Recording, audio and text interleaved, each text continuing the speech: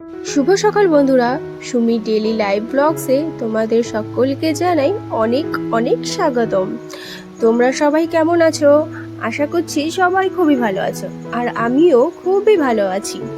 তো আজকের বারটা হলো মঙ্গলবার, আর এখন বাজে ওই 8টা মতো বেজে গেছে।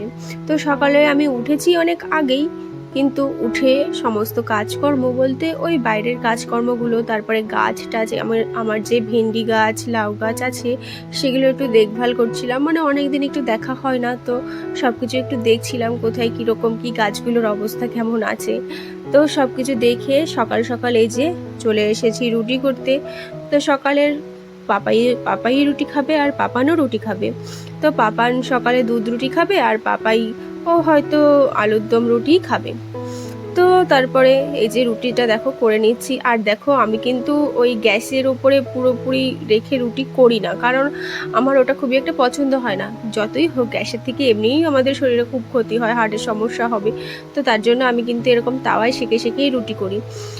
যাই হোক, আমার একটু মানে লেট হলেও আমার মনে হয় তাওয়ায় করে নেওয়াটাই বেটার। তারপরে এই যে দেখো পাপানের দুধ রুটিটাও রেডি করে দিয়েছি, আর পাপাইকেও এই যে ঘুগনি আর রুটি। ও ঘুগনি আর রুটিতেই সন্তুষ্ট, খুব মানে ওর খুবই ফেভারেট এটা বলতে পারো। রুটি হলে ও মোটামুটি আমাকে সবসময় বলতে থাকে, তুমি না আমাকে 3 বেলাই রুটি দাও, আমি ভাত একদম খেতে পারবো না। মানে এত, আমি বলছি তুমি কি এখানে বাঙালিতে নাকি তুমি বিহারি না কি, আমি বুঝি না।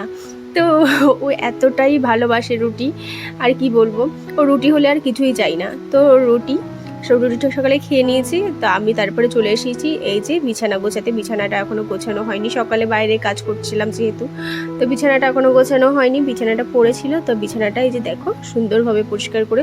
আর কি জানো তো, ঘরের বিছানাটা যদি গোছানো থাকে না, প্রায় মোটামুটি সবই গোছানো থাকে। আর এই জায়গাটা দেখো পাপানের যে নুপুরটা আছে সেখানে দেখো এটা ছিঁড়ে গেছে, পুরো নতুন বেডশিট।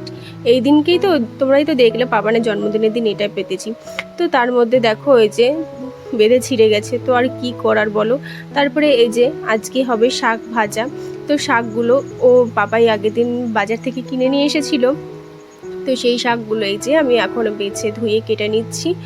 আর শাক ভাজাটা না পাপাই খুব ভালো খায়। মানে ও অ্যাকচুয়ালি বাইরে থাকে, তো বাইরে বলতেও তো ওই এইসব মানে খুব একটা পায় না। আর বাড়িতে আসলে তো মানে মোটামুটি সবসময় শাক সবজি কোথায় এইসব খুঁজে। মানে ও বাইরে হয়তো সবসময় জানি না কী যে খায়, আমি নিজেও জানি না। আর আমার না সত্যি বলতে 3 বেলা ভাত না হলে না আমার একদমই পেট ভরে না। তারপরে ঠিক আছে 2-1 টাইম রুটি ঠিক আছে, কিন্তু তারপরে না সব সময় যে একটা মানে উল্টোপাল্টা খাবার আমার না ঠিক একটা ভালো লাগে না। তো আমার ভাতটা চাই তো চাই।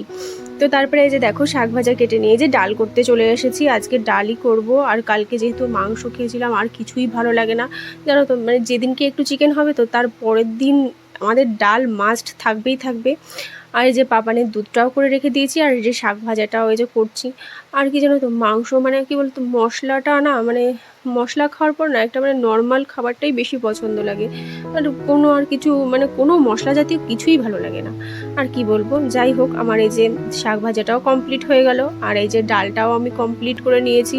তারপরে দেখো এই যে বিকালবেলা একটু চলে এসেছি ছাদে। দেখো ওয়েদারটা কীরকম, এত সুন্দর লাগে না, সবুজ গাছপালা। আর এই যে ধান এখনও রোপণ চলছে জানো এখানে। তো সবাই এখানে চারিদিকে রোপণ করছে ধান, এত সুন্দর লাগে দেখতে।